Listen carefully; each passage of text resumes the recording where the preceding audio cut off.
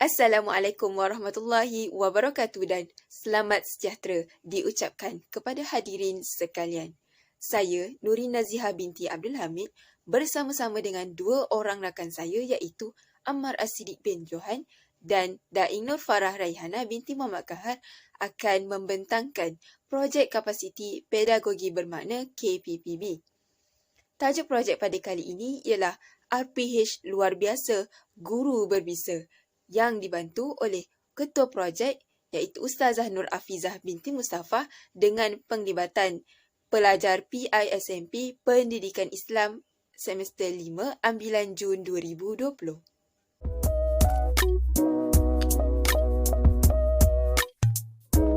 Terdapat 5 perkara yang akan dibincangkan iaitu yang pertama adalah maklumat projek, yang kedua adalah CLO, yang ketiga adalah model projek, yang keempat adalah essential question dan yang terakhir adalah pelaksanaan KPPB dalam pentaksiran berterusan.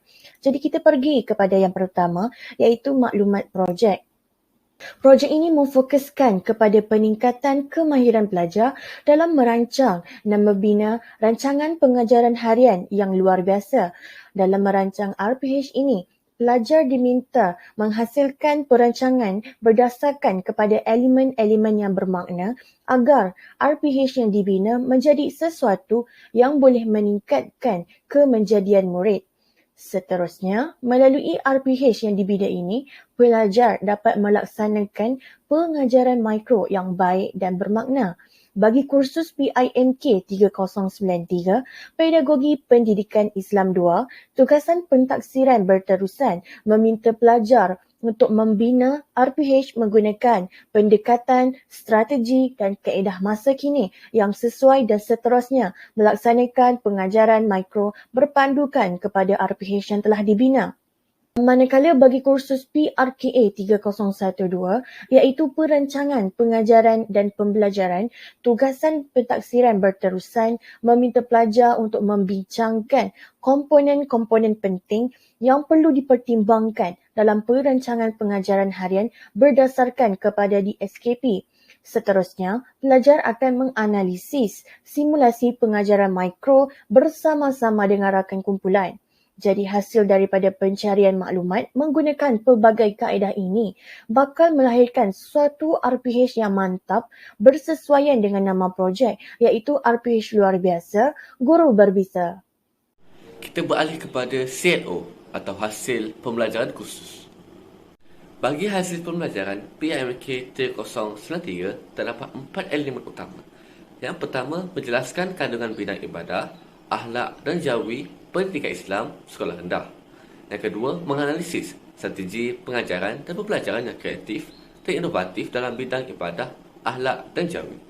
Yang ketiga, membina rancangan pembelajaran dan pengajaran semester, mingguan dan harian yang lengkap dan berkesan dalam bidang ibadah, akhlak dan jawi.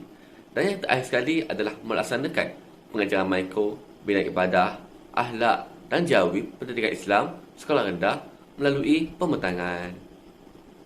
Manakala terdapat 5 elemen utama dalam hasil pembelajaran PRKA 3012. Yang pertama, membincangkan komponen-komponen penting dalam rancangan pengajaran dan pembelajaran. Yang kedua, membentangkan rancangan pengajaran harian yang telah dihasilkan berdasarkan dokumen standard kurikulum semasa kepada kelas. Manakala yang ketiga adalah menganalisis simulasi pengajaran makro dalam kumpulan. Keempat, menilai pengajaran makro yang telah dilaksanakan melalui penilaian akan sebaya. Manakala yang terakhir adalah mereka cipta aktiviti pengajaran dan pembelajaran yang berkesan dengan menggunakan strategi komuniti pembelajaran profesional atau lebih dikenali sebagai PLC membantukan pelbagai sumber. Baiklah, kita beralih pula kepada modal projek. Kedua kursus iaitu PIMK 3093 dan PRKA 3012 mengandungi satu projek pentaksiran berterusan yang sama iaitu penghasilan rancangan pengajaran harian atau RPH di mana dalam PIMK 3093 pembentangan simulasi pengajaran mikro berdasarkan RPH yang telah dibina dilakukan. Setelah itu, laporan perbincangan hasil simulasi dengan pengajaran mikro diperhalusi dalam pentaksiran berterusan bagi subjek PRKA 3012. Maka terhasillah satu idea utama atau big idea yang dinamai sebagai APH luar biasa, guru berbeza. Baiklah, kita akan beralih pula kepada essential question. Essential question yang pertama, bagaimanakah pemilihan komponen penting dalam rancangan pengajaran dan pembelajaran dapat membantu pelajar merancang suatu rancangan pengajaran harian menjadi luar biasa?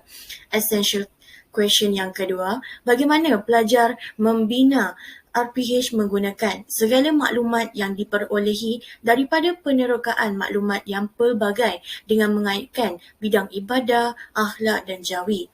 Manakala essential question yang terakhir, sejauh manakah pembinaan RPH yang luar biasa menzahirkan pengajaran mikro bagi bakal guru yang jitu dan berkualiti. Jadi, tanpa membuang masa, kita akan meninjau pula pelaksanaan KPPB dalam pentaksiran berterusan di mana terdapat 5 elemen yang akan dibincangkan, iaitu model pembelajaran murid, model reka bentuk pembelajaran, penerapan elemen 6C, kerangka kerja 3R dan kerangka kerja 3E. Bagi elemen yang pertama, iaitu model pembelajaran murid, dapat dibahagikan kepada 3 aspek, iaitu aspek perhubungan, belajar cara belajar dan aspirasi. Bagi aspek perhubungan, kami melakukan perbincangan secara 2 hala, iaitu yang melibatkan perbincangan bersama dengan pensyarah, iaitu Ustazah Nur Afizah selaku pensyarah bagi subjek PIMK 3093 dan Tuan Haji Kudus selaku pensyarah bagi subjek PRKA 3012.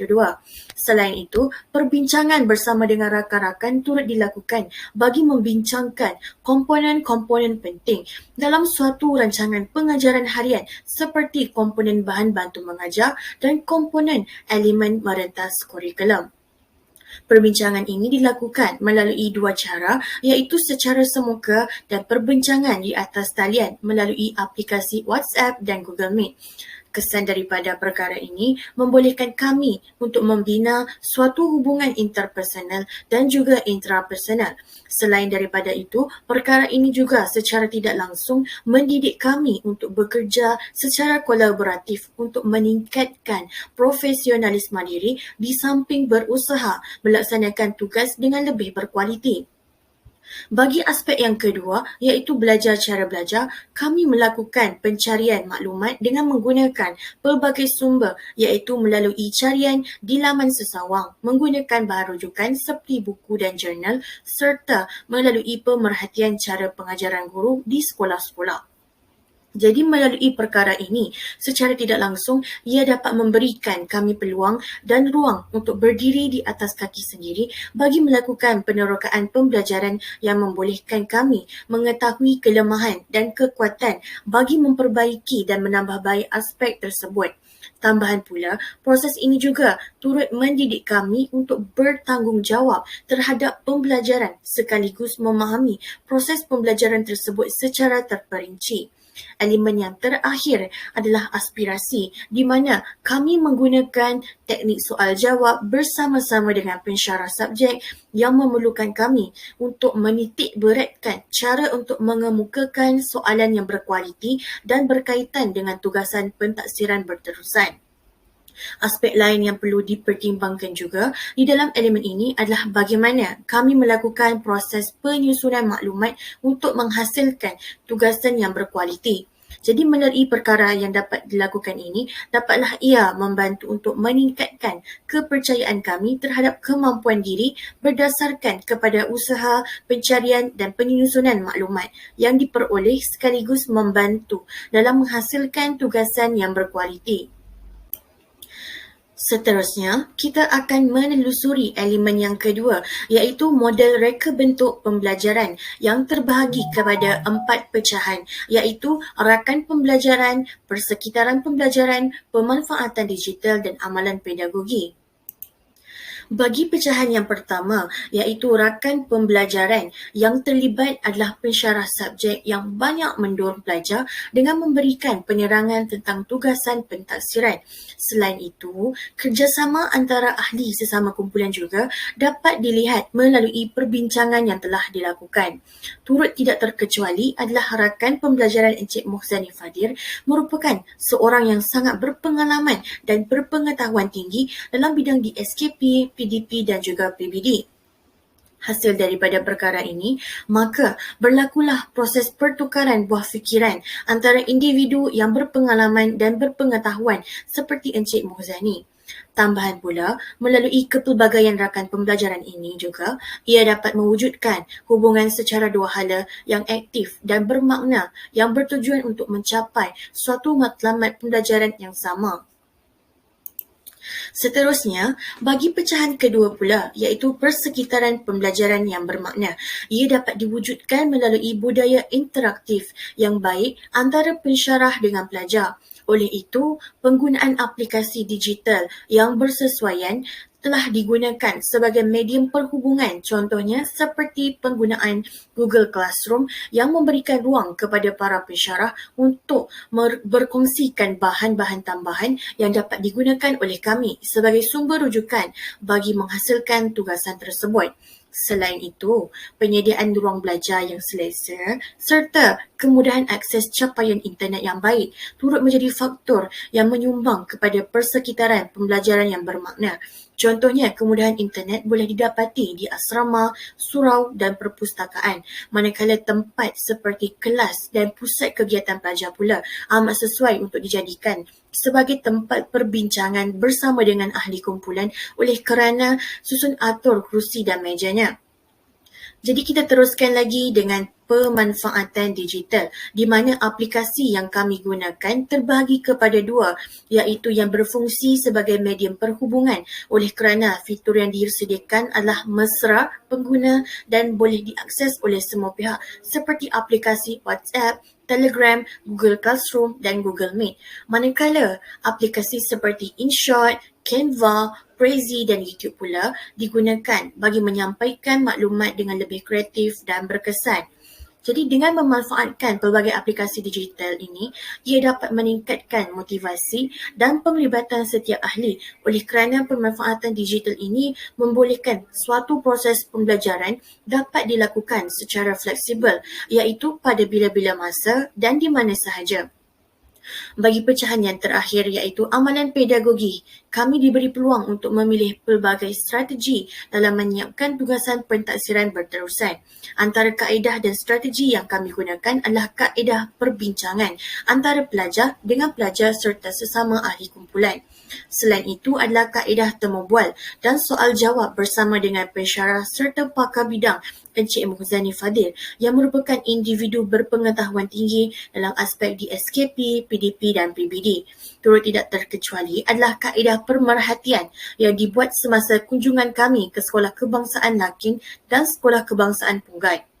Jadi, melalui perkara ini, ia secara tidak langsung memberikan kami peluang untuk membina keyakinan diri dan merancang strategi semasa proses pembelajaran dengan penerapan elemen 6C seperti kolaborasi, komunikasi serta penggunaan teknologi. Tambahan pula, perkara ini turut melibatkan penggunaan strategi perancah refleksikan diri dan pembelajaran terarah. Contohnya apabila kami mula untuk merancang pembinaan RPG sehingga dapat melaksanakan simulasi pengajaran mikro yang berkualiti dan berkesan. Pengaplikasian elemen 6C. Terdapat 6 elemen utama dalam elemen 6C. Yang pertama adalah critical thinking, yang menentukan pendekatan, strategi dan teknik pengajaran bagi mengimplementasikan pembelajaran yang lebih bermakna. Yang kedua adalah collaboration, di mana kerjasama antara siswa dengan ahli kumpulan serta pensyarah untuk menghasilkan RPH yang terbaik. Manakala yang ketiga iaitu citizenship, yang bertujuan untuk memahami kehendak dunia pendidikan menerusi penerapan elemen berantas kurikulum. Manakala yang keempat adalah communication atau komunikasi, iaitu siswa berkomunikasi secara koheren dalam mengumpulkan pandangan dalam kritikan yang membina kepada pensyarah maupun rakan sebaya sendiri. Yang keempat adalah kreativiti, iaitu perbincangan mengenai keberkesanan RPH yang dibina bagi berjana idea yang baharu.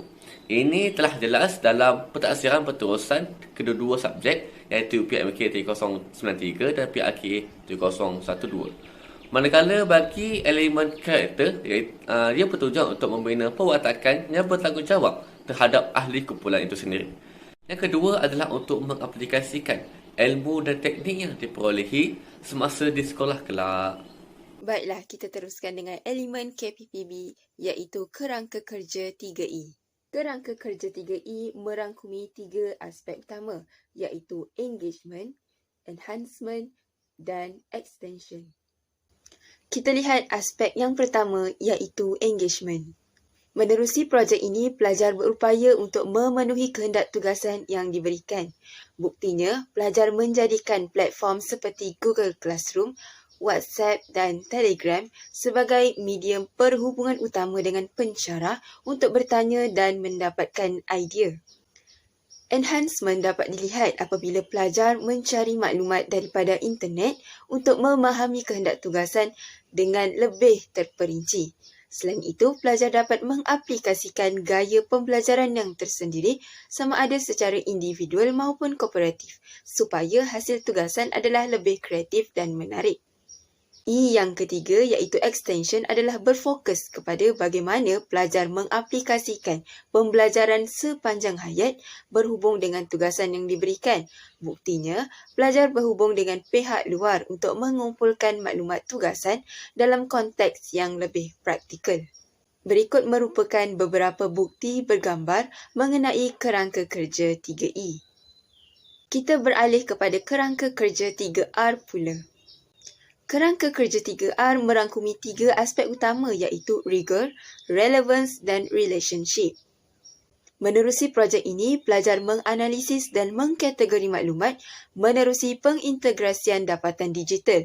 Selain itu, Google Classroom turut digunakan untuk berkomunikasi dengan pensyarah khususnya mengenai pemilihan strategi pengajaran. Bagi aspek relevance, video mengenai pengajaran guru di YouTube banyak dijadikan sebagai panduan kepada pelajar untuk menentukan pedagogi terbaik dalam pembinaan RPH yang berkualiti. R yang ketiga iaitu relationship dapat dilihat apabila perkongsian maklumat menerusi WhatsApp dan Google Classroom mampu membina hubungan positif antara pensyarah dengan pelajar. Tambahan pula, pelajar berkolaborasi dengan rakan sekelas untuk mendapat idea tambahan supaya dapat menyediakan laporan hasil simulasi yang bermakna. Berikut merupakan beberapa bukti bergambar mengenai kerangka kerja 3R. Mari kita telusuri hasil projek kapasiti pedagogi pembelajaran bermakna.